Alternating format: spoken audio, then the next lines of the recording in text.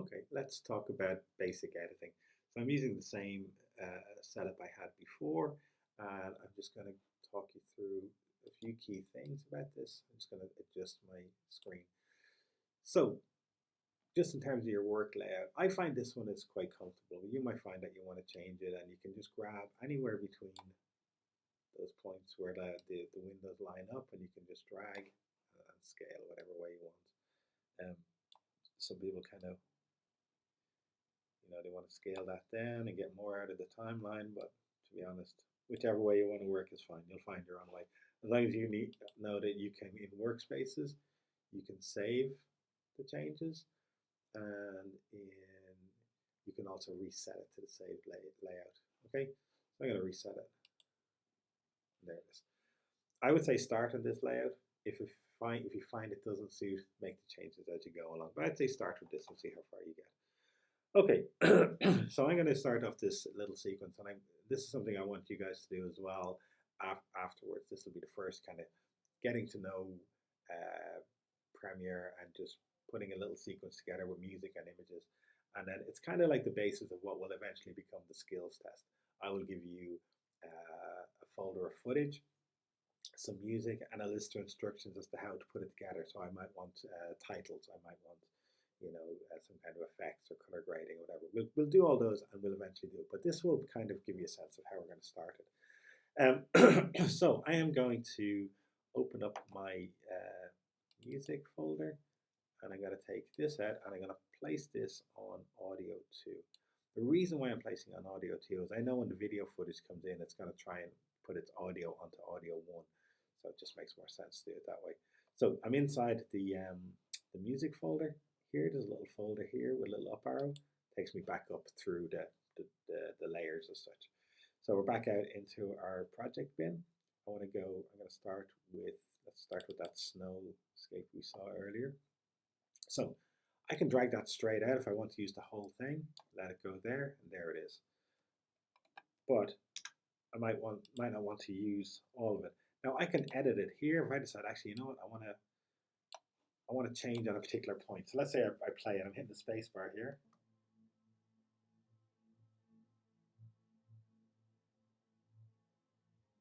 So you'd see there's a change in the music there, listen to it.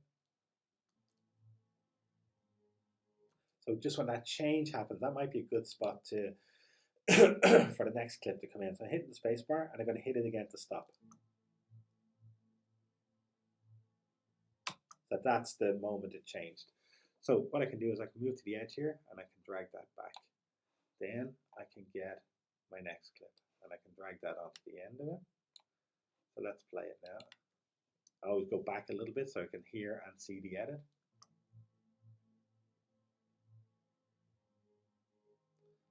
So now the edit has happened on that particular beat.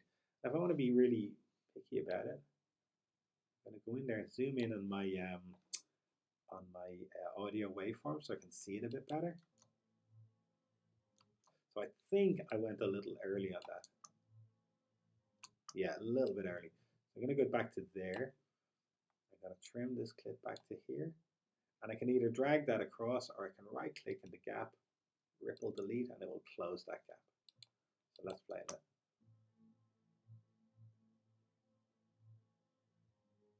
So it's a little bit more effective, okay? Now there's no movement in this clip for a while, right? So you can see there's somebody there. So I'm going to get to the moment they start running. I'm going to drag this back and I'm going to close the gap.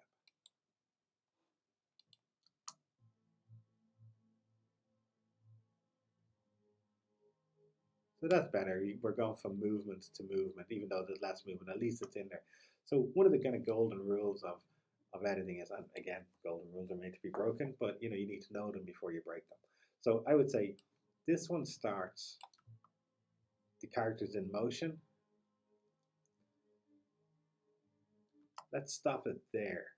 Character, rather than going to an empty field, we're done with what we're looking at here. Because you kind of let a character or something that's traveling get halfway out of the frame, and that's your first consideration for where your edit might be. So I'm moving this back. When I hit the playhead, which is that blue line, it locks onto it. So let's put in something else. Drag this over. This one has no audio on it. Let's go back and watch both edits.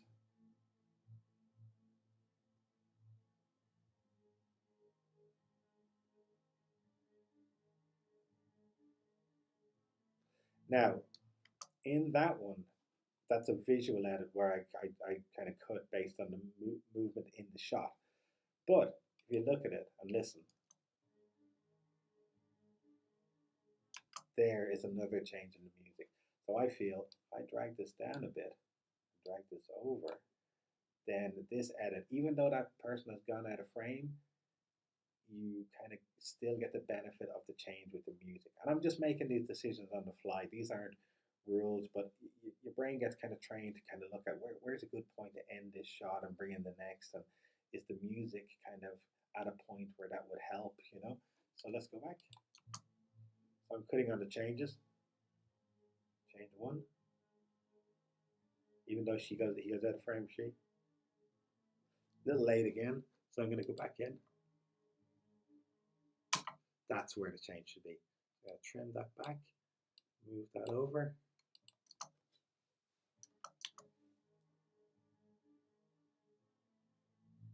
And you can see once you start cutting to the music, it kind of joins them together in a way that if you just had kind of random in and out points between clips. Now you don't have to cut on the change at every single time. You can let things run over, and then you can kind of move away from the changes and then come back to them at a very key point to make some impact. Because what'll happen is if I keep changing on those changes in music, your brain starts to anticipate the next one.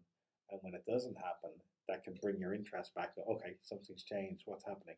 And then when you bring back in that change with a piece of music, it can have impact, you know? So you're always kind of looking for ways to line up the music, if you have any, and the images to see if you can get changes happening with each other.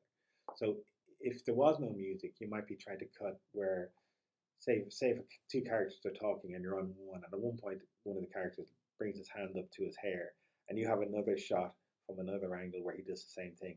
You might cut on that action because in that action, cutting between them joins them together, and you get more of a sense that this is real, that the movements happen in the same shot. It feels like you've switched live to another shot rather than to another pre-recorded setup. Do you know what I mean? So it creates the illusion this is all happening. You know?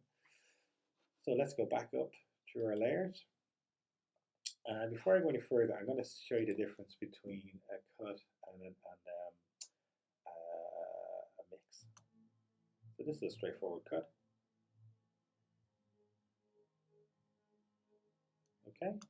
So I'm going to go up here to the top of the project window, right? So media browser, libraries info, the arrow here. If you don't see effects, it's in there. So I'm going to look at video transitions. And there's loads of them in here, different kind of wipes of star wipes and stuff like that. Try them out, get them out of your system. You hardly ever see them in real life. Let's go to dissolve for one that you do. Cross dissolve. I'm clicking and I'm dragging and I'm moving it over here, right? So I'm not letting go, but you can see that little brown square. That means if I let it go there, it will fade out that first clip. This one, it'll fade the first one into the second one. And this one, the second clip will start on black. So I'm going to put it to the point where they overlap each other. Okay.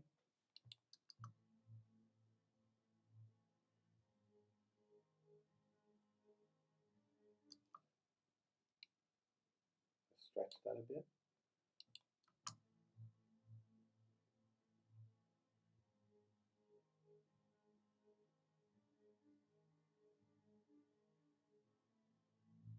So transitions are good for kind of trying to imply a change in time and location. So you might dissolve from one scene into another to show that meanwhile somewhere else this is happening.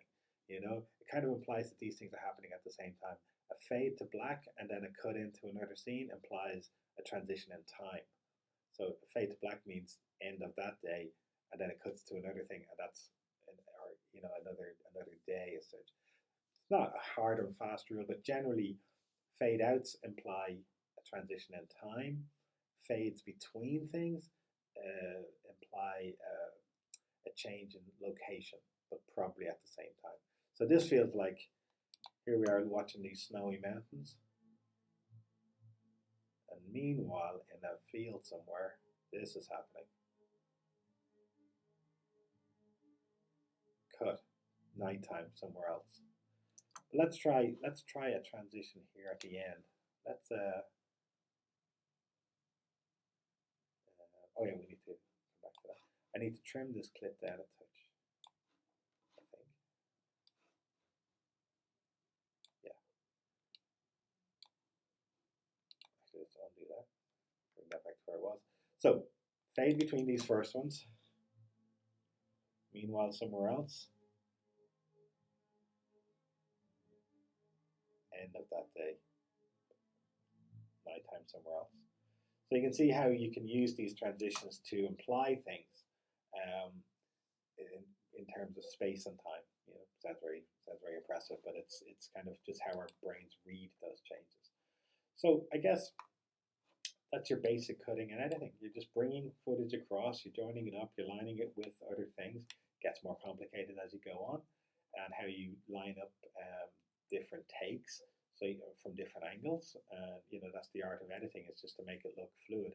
But I always think with editing, if you have a conversation between two people and you're filming them in a master shot, they're both in the shot, and you change the shot to something else, whether it's a close up on their face or close up on the other person's face or hands or something, whatever it is, you have to have a reason. You don't just cut because you have footage. You cut because if you change the shot, you're showing me something else, and it should be important. So as a viewer, so if you could cut into someone's face, we need to see that reaction. That must be important. And so sometimes you might cut to the person talking, or the times you might cut to the person listening. Whoever has the most important facial expression at that time wins. So you cut for emotion, as Walter Murch said, which we will have talked about at some stage soon, if not already. Emotion is the real reason why you cut. It's 50 in his life. It's 51% of the reason why you cut. Emotion. Other things are technical and stuff like that, and none of the other reasons add up to more than 51%. So they can't beat the emotional reason of editing. So editing is about controlling the flow of information for the viewer. What are you telling them? When are you telling them it? And how subtly or how obviously are you telling them it? So that's your basic introduction to editing, and it'll get you started on this particular project. Okay, thank you.